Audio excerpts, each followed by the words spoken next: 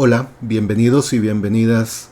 En esta ocasión analizamos el tema de la estabilidad hegemónica, la teoría de la estabilidad hegemónica, que es un tema de relevancia desde mi criterio en la actual coyuntura internacional. La intención, como acostumbramos, es que ustedes tengan en cuenta a partir de textos relacionados con esta teoría algunas de las ideas, de las premisas principales de la teoría. En ese sentido, lo primero que vamos a tener en cuenta es que hay distintos autores, distintos teóricos que abordan el tema de la teoría de la estabilidad hegemónica. En la convergencia de esos tres círculos ustedes pueden observar los principales autores que se refieren a esta teoría y algunos que combinan entre la ejecución hegemónica, o sea, las funciones que tiene la hegemonía al ser implementada por la potencia hegemónica, o las capacidades hegemónicas, que se refiere a los medios, y el otro componente es el cumplimiento hegemónico, o sea, cuáles son las consecuencias que hay de esta teoría para hacer ese abordaje sobre en qué consiste la estabilidad hegemónica en el sistema internacional. El origen de esta teoría es de mediados del siglo pasado, pero sobre todo hay dos textos que son importantes. Uno de ellos es el de Kindleberger, que analiza en algunos de los textos algunas de las ideas sobre cómo existe la hegemonía y cómo funciona para dar estabilidad al sistema internacional. Tras el fin de la Segunda Guerra Mundial, en 1945, lo primero que ocurre es la completa disolución del orden internacional europeo, que ya se había comenzado, y ustedes lo saben a partir de la historia de las relaciones internacionales, cómo a partir del inicio de la Primera Guerra Mundial comienza a desmantelarse ese orden internacional europeo, y cuya última potencia mundial de ese orden fue Gran Bretaña. Y el otro elemento importante a tener en cuenta es el origen del orden liberal bajo el modelo estadounidense, bajo un dominio estadounidense, y por eso hay autores como Fareed Zakaria que hace unos años hablaban del orden post-estadounidense, porque en realidad lo que se establece tras el fin de la Segunda Guerra Mundial es un orden con reglas estadounidenses. Entonces es un orden liberal internacional dominado por los Estados Unidos.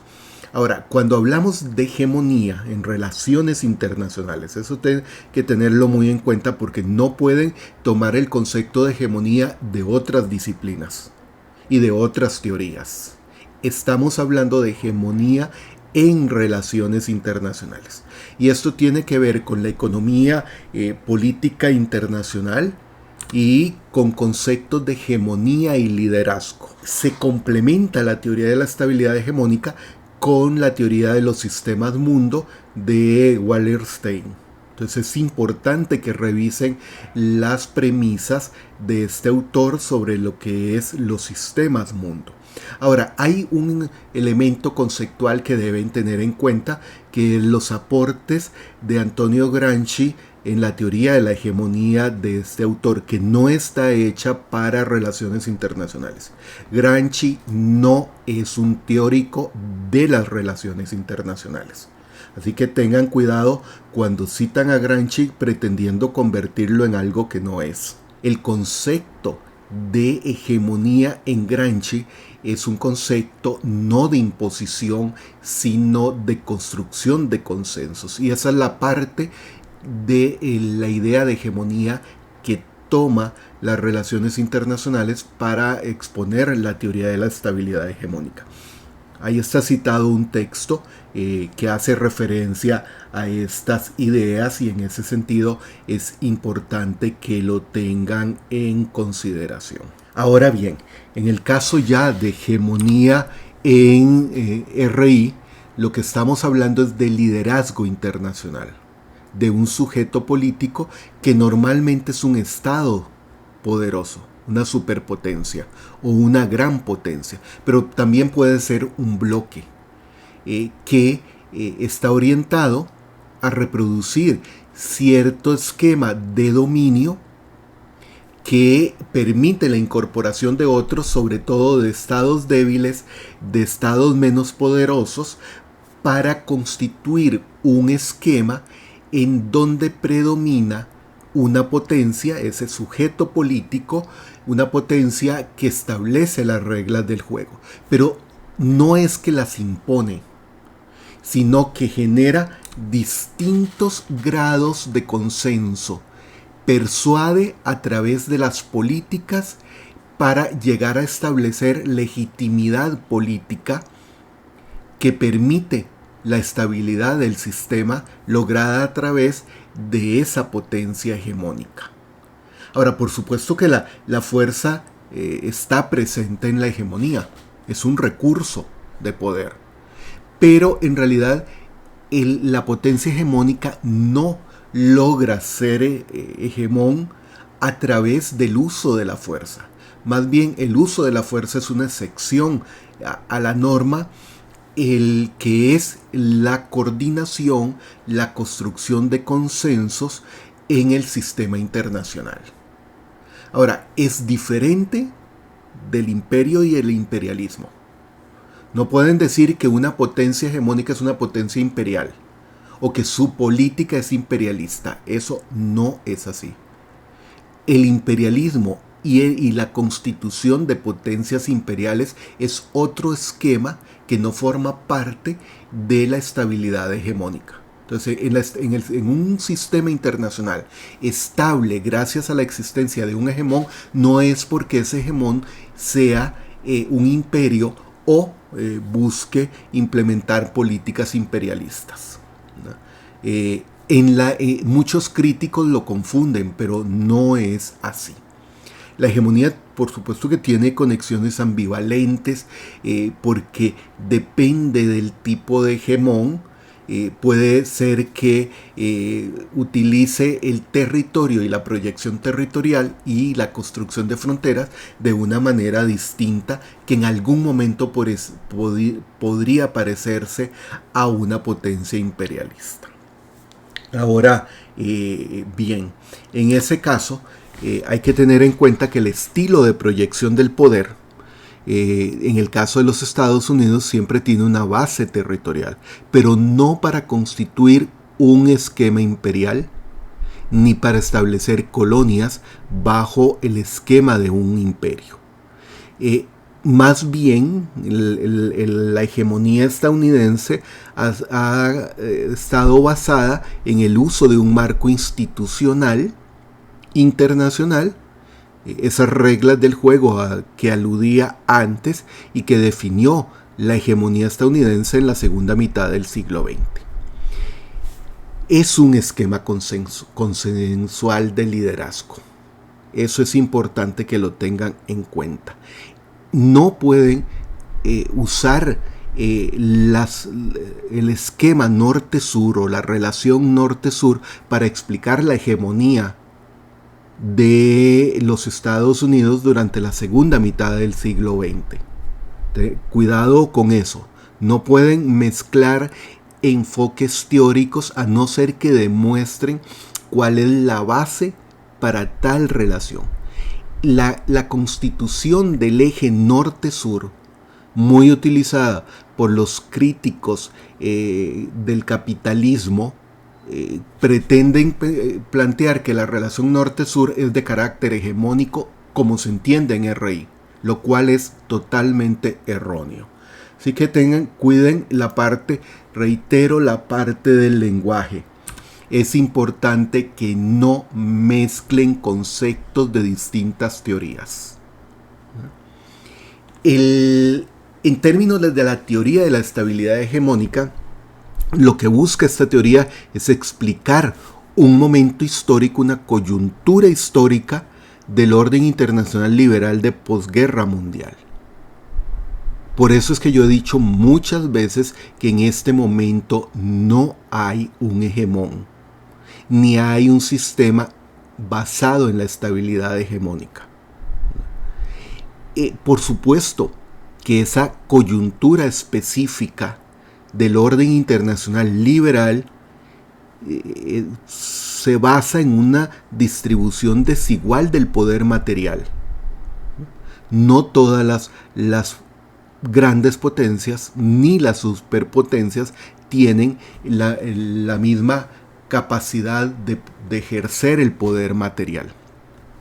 El otro elemento importante que deben tener en cuenta es que esta teoría es marco teórico general sobre el orden internacional, distinto a la noción de balance de poder que ustedes conocen muy bien, y no tengo por qué explicar un concepto que ya ustedes dominan, ¿verdad?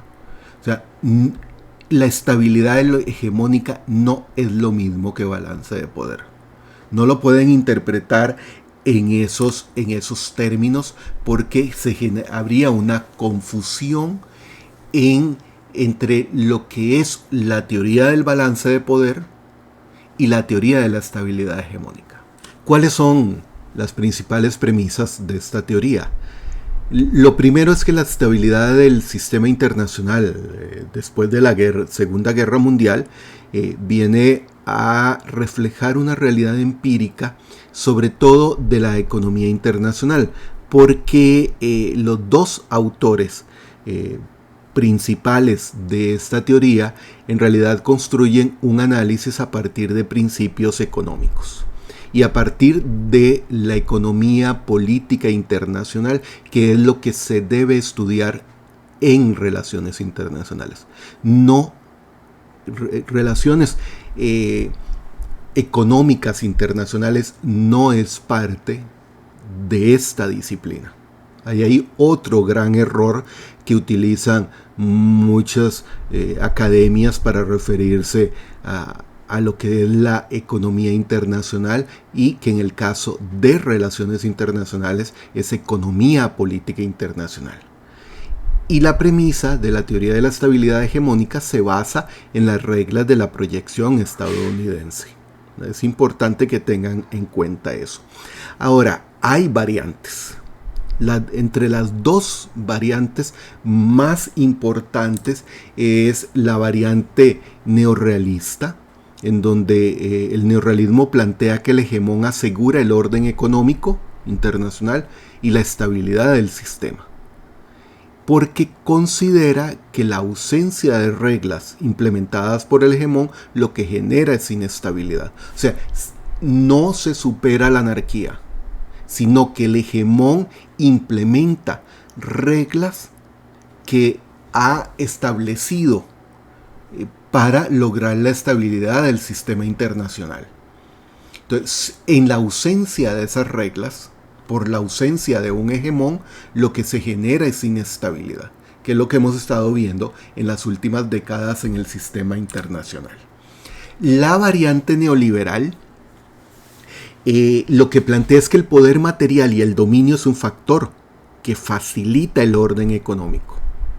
Sin embargo, la escuela neoliberal considera que esa facilitación del orden económico no es suficiente para lograr la estabilidad, ¿no? O sea, que hay una serie de elementos que hay que considerar más allá del poder material y del dominio. Entonces, tengan en cuenta a la hora de hacer un análisis sobre cuál variante van ustedes a partir el análisis. Puede haber otras variantes y eso depende de lo que ustedes quieran utilizar para analizar su objeto de estudio. Ahí hay cuatro textos, que son fundamentales para entender la teoría de la estabilidad hegemónica, 2 de Kindleberger y 2 de Robert Gilpin. Sobre todo de Gilpin, el segundo de la economía política de las relaciones internacionales. Es importante que ustedes tengan en cuenta esos aspectos. Por otra parte, es importante reconocer desde la perspectiva de esta teoría de la estabilidad hegemónica que el elemento clave es la provisión de bienes públicos o colectivos y de regímenes internacionales. En ese sentido, lo que plantea la teoría de la estabilidad hegemónica es que, primero, la administración del sistema financiero internacional, sobre todo utilizando la divisa internacional para pagos, que es el dólar, fue un factor determinante en la hegemonía estadounidense. El segundo elemento es la provisión de capital a través de un sistema financiero y de administración de tasas de cambio a partir del patrón dólar. Primero, y supongo que eso ustedes lo conocen, de qué se trata el patrón dólar, y después, aunque se le elimina el patrón dólar, queda el dólar como la moneda, y sigue estándolo hoy, de referencia en el sistema financiero internacional y en el control de pagos. El tercer elemento importante es la promoción y la estabilidad del libre comercio mediante la apertura de mercados de países. O sea, el hegemón se encarga de tratar de romper todo el proteccionismo que se había creado desde el siglo XIX y sobre todo en la primera mitad del siglo XX, y que estaba dificultando la influencia sobre el sistema financiero, sobre el comercio internacional, y los Estados Unidos, a través de esquemas como el GATT, logran promover el libre comercio y buscar la estabilidad de ese sistema. Es importante que ustedes tengan en cuenta esos aspectos. Hay muchos elementos a considerar, pero hay un elemento que resulta fundamental en entender la dinámica de la hegemonía estadounidense. Más allá de una hegemonía, lo que estamos viendo con la influencia de los Estados Unidos en la segunda mitad del siglo XX es lo que se conoce como la Pax Americana. O sea, este esquema estadounidense está basado en el poder material a escala global, lo que no había tenido en la práctica ninguna otra gran potencia o potencia hegemónica en el pasado. El marco institucional se fundamenta en el esquema de Bretton Woods. Es importante que tengan eso en cuenta, ¿no? Entonces, la visión de los Estados Unidos del mundo, no solo del sistema internacional, sino del mundo, está basada en gran medida en ese poder material de proyección global y en el marco institucional asentado en la propuesta de Bretton Woods. Entonces, eso hace que haya un elemento importante, que es que los objetivos de Estados Unidos y la idea de la economía internacional liberal, ¿no?, como parte del orden internacional liberal, están subordinados desde la perspectiva estadounidense a la seguridad nacional, ¿no? Ahí hay un elemento en la construcción de esa proyección hegemónica que ustedes deben tener en cuenta. Y por supuesto, más allá del esquema de Bretton Woods, en el marco institucional global, ¿no? Así que hay una serie de consideraciones en ese sentido que deben tenerse en cuenta. Ahora, antes de continuar, algunos detalles, algunas referencias importantes a esos elementos que hemos visto en las dos diapositivas anteriores.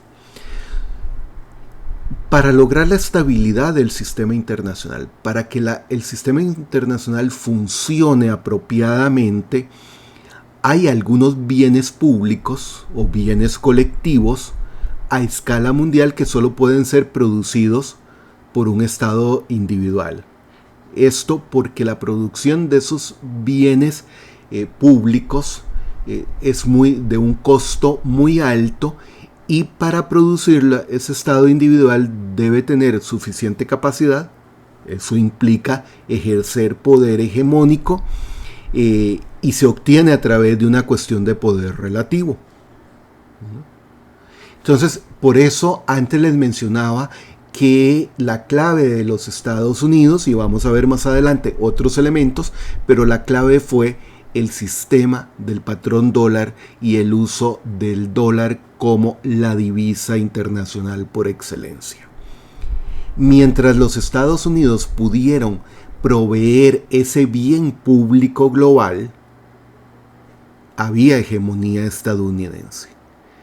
En ese sentido, el hegemón, desde la perspectiva de esa construcción de consensos al que aludía antes, puede ser observado en la distribución de poder y en la capacidad de esa dimensión determinada, que, como vieron en el caso de Estados Unidos, va más allá del patrón dólar. Porque las bases del sistema financiero internacional de posguerra mundial son básicamente estadounidenses, ¿verdad? Hay algunas consideraciones que por supuesto hay que tener en cuenta, que en algún momento la potencia hegemónica recurre al uso de las amenazas. Recuerden que hablé de que el poder no está ausente de la estabilidad hegemónica.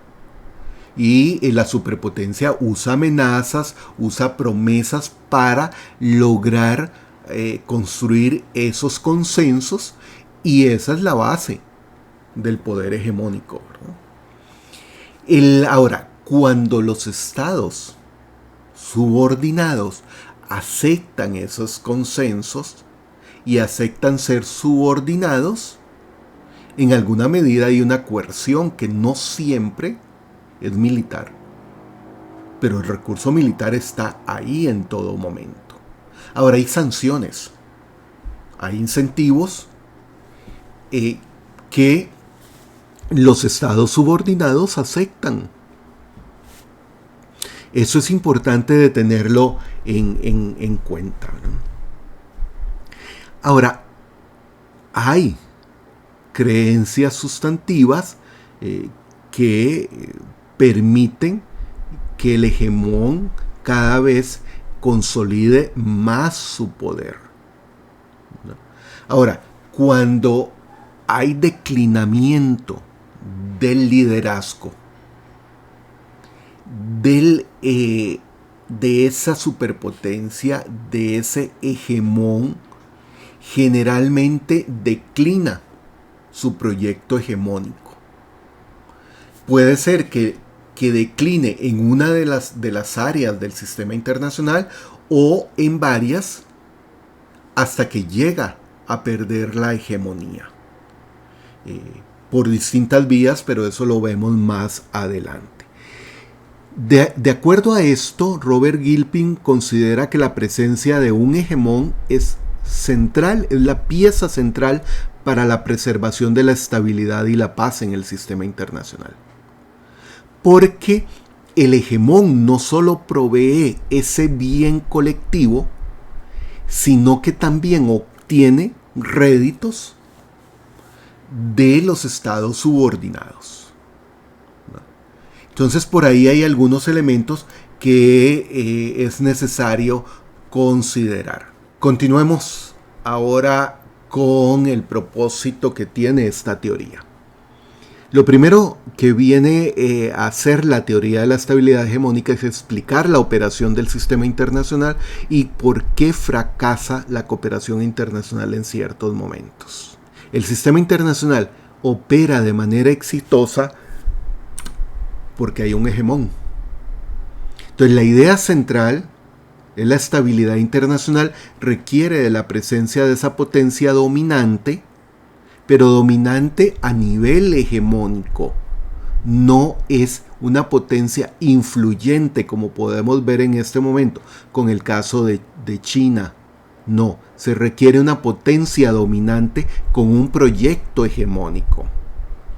Eso permite articular y reforzar las reglas de interacción entre los miembros del sistema, sobre todo entre aquellos que tienen más peso en el sistema internacional. Entonces la premisa es que la presencia de un actor dominante, o sea, de una potencia con un proyecto hegemónico en la política internacional, conduce a resultados colectivamente deseables para los miembros del sistema internacional. Y conforme se dé ese convencimiento por parte de los otros estados, estaremos ante la existencia de un proyecto hegemónico, de una potencia hegemónica, y se generará estabilidad. Ahora, la ausencia de un hegemón es sinónimo de desorden, de resultados indeseables. Entonces, Gilpin lo que hace es diferenciar entre tres tipos de estructura: la hegemonía, el duopolio y el balance de poder. Así que hay que tener en consideración ese tipo de situaciones. Ahora bien, cuando hablamos de las condiciones de la estabilidad hegemónica, es porque la potencia hegemónica es central para que el sistema internacional sea estable. Y por tanto, observamos en el hegemón un cuasi gobierno que provee los bienes colectivos, pero no llega a ser un gobierno, ni puede ser una autoridad central, porque desaparecería esa condición anárquica del sistema internacional que ustedes bien conocen. Entonces, hay estados subordinados, por supuesto, no bajo el esquema imperial, repito, sino estados subordinados que aceptan la hegemonía, y este elemento es tomado de la noción de Antonio Gramsci. Porque los costos de ser subordinados son menores a los de derrocar o pretender derrocar al hegemón. Ahora, por supuesto que hay retadores a la hegemonía, pero el costo de derrocar al hegemón y lograr sustituirlo es un costo muy alto que no toda superpotencia quiere pagar. El otro aspecto a considerar es que el mantenimiento o incremento del poder del hegemón es garantía de estabilidad. Es decir, entre más poder tenga la potencia hegemónica, más estabilidad hay en el sistema internacional. Y el debilitamiento de la potencia hegemónica lo que hace es conducir a inestabilidad y al fracaso del sistema. Entonces, en materia de divisas internacionales, por supuesto, existe el euro. En el pasado había el marco alemán, el franco francés y otras monedas, pero el dólar sigue siendo, aún hoy, aunque ya Estados Unidos no es una potencia hegemónica, el dólar sigue siendo una divisa internacional clave para el sistema internacional. Hay una serie de presunciones de la teoría de la estabilidad hegemónica. Voy a citar dos, que es la presencia de un único, dominante y fuerte actor, que tiene en términos de poder una ventaja, o sea, una distancia muy grande con el retador hegemónico y con las otras potencias grandes en el sistema internacional. Y esto es lo que conduce a resultados colectivamente deseables para todos los estados. La otra presunción es que la cooperación internacional y el buen funcionamiento de la economía internacional son dependientes de esa clase de estructura política caracterizada por la existencia de un actor dominante, que es el hegemón. Entonces, la dominación por un poder hegemónico es una condición óptima para que el sistema internacional sea estable. Esto nos lleva a ver los atributos y los poderes del hegemón. En materia de atributos estamos aludiendo a la capacidad para implementar reglas del sistema internacional. O sea, no es una superpotencia, político-militar superpoderosa. No, es la superpotencia que tiene un proyecto hegemónico que le permite implementar las reglas del juego del sistema internacional. En segundo lugar, que tiene la voluntad para hacerlo, porque puede ser que tenga los recursos y las capacidades, pero no tiene voluntad para implementar un proyecto hegemónico. Y en tercer lugar, en términos de atributos, el compromiso con un sistema percibido que es de beneficio mutuo para los grandes estados. O sea, si los otros estados grandes no perciben que lo que aporta la potencia hegemónica les beneficia, no va a haber potencia hegemónica. No va a haber proyecto hegemónico, aunque pueda haber aspiraciones de una potencia a ser hegemón. Pero tiene que ser aceptado, si no, no tendría sentido, ¿no? Ahora, en términos de los requerimientos de poder, algo que ya he mencionado, tal vez en forma dispersa, el control de materias primas, el control de fuentes de capital, el control de mercados y las ventajas competitivas para producir esos bienes de valor elevado, sobre todo los bienes colectivos. Entonces, es importante reconocer al hegemón a través de la existencia de atributos y de elementos que le dan ese poder. Esta teoría se ha complementado con la teoría de Modelsky sobre la teoría de los ciclos hegemónicos. Modelsky, en el libro sobre los largos ciclos en la política mundial, él identifica que hay una serie de modelos que son recurrentes y que retornan al punto de partida, pero no son tendencias, sino que son modelos, y hay que diferenciar entre tendencias y modelos. Modelsky identifica como el primer modelo de carácter hegemónico Portugal a partir de 1498 y hasta 1580, y el bien que le permite a Portugal tener ese ciclo hegemónico es la navegación, y el retador fue España. A partir de la caída de Portugal como hegemón surge Holanda. A partir de 1580 y hasta 1713, ahí hay algunas diferencias, como se puede apreciar en la diapositiva siguiente, en el sentido de que algunos autores dicen que fue antes de 1713. Lo que hizo Holanda fue el control del crédito y del dinero, sobre todo a través del control de las rutas navieras. Y el retador fue Inglaterra. Inglaterra derrota a Holanda y establece su primer periodo, su primer ciclo hegemónico a partir de 1713 y hasta 1792. Ahí hay un control de textiles y dominio de los mares. Y el retador es Francia. Finaliza en 1792 y hay un periodo de inestabilidad en el sistema internacional hasta que viene el segundo periodo de Gran Bretaña en 1815 y hasta 1914. Sus puntos claves fueron la supremacía industrial y los ferrocarriles, y el retador fue Alemania.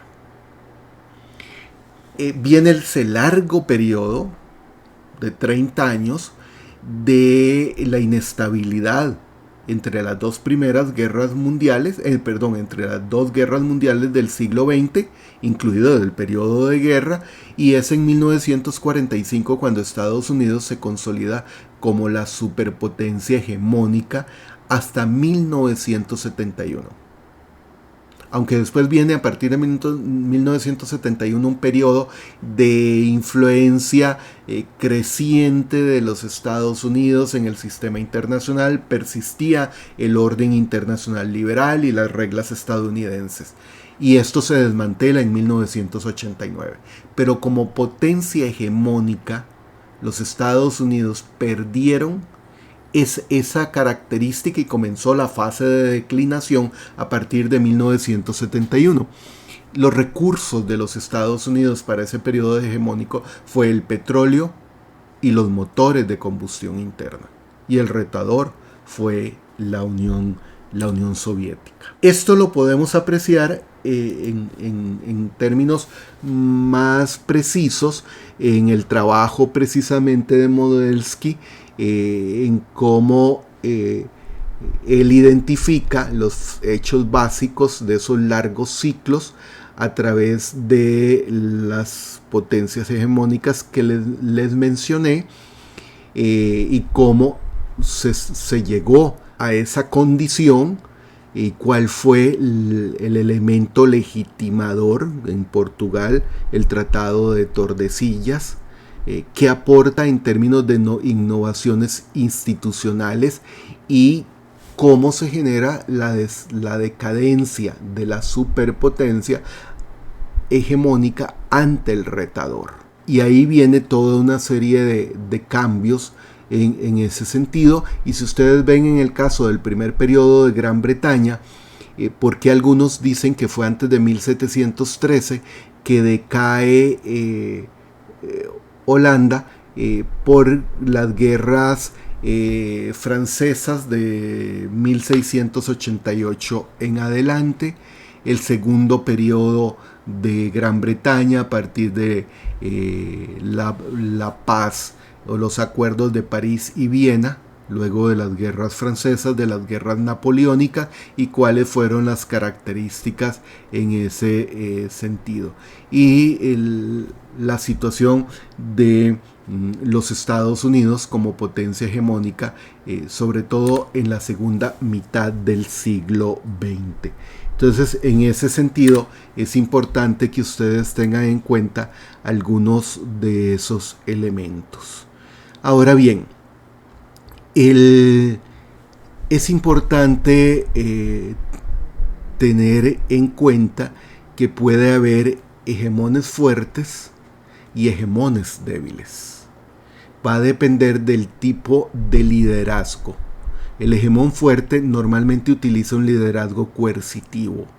El débil utiliza un liderazgo más benevolente. O sea, procura construir todo el esquema de proyección hegemónica a través de esquemas más cooperativos, más de buscar esquemas colaborativos. Entonces, el hegemón benevolente tiene interés en producir el bien colectivo que garantiza su proyecto hegemónico. Y a través de la provisión de ese bien es que busca mantener e incrementar su poder hegemónico para lograr estabilidad.